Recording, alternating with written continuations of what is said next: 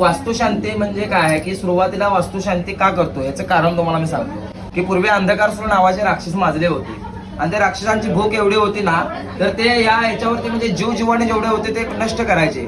मग त्याचा त्रास सगळ्या देवदेवतांना व्हायला लागला. म्हणून देवदेवत काय करतात, महादेवांच्याकडे जातात आणि महादेवांना सगळा प्रकार सांगतात. म्हणून महादेव काय करतात, आपल्या हृदयावरती एक हात ठेवतात आणि वीर नावाचा भद्र तयार करतात.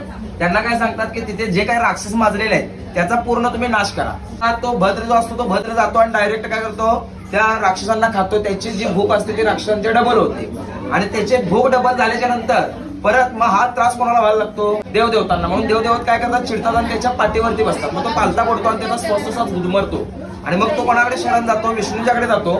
तर विष्णू त्याला काय म्हणतात की आजपासून तू माझा मुलगा आहे, मी तुला माझ्याकडून एक वरदान देईन की या पृथ्वी तलावरती जेवढ्या काही वास्तू मांडल्या जातील त्या वास्तूच्या आग्नेय कोपऱ्यामध्ये तुला स्थान दिलं जाईल आणि त्या तुझं स्थान दिल्यानंतर तुला तुझी भूक भागण्यासाठी दही भाताचा नैवेद्य तुला दाखवला जाईल.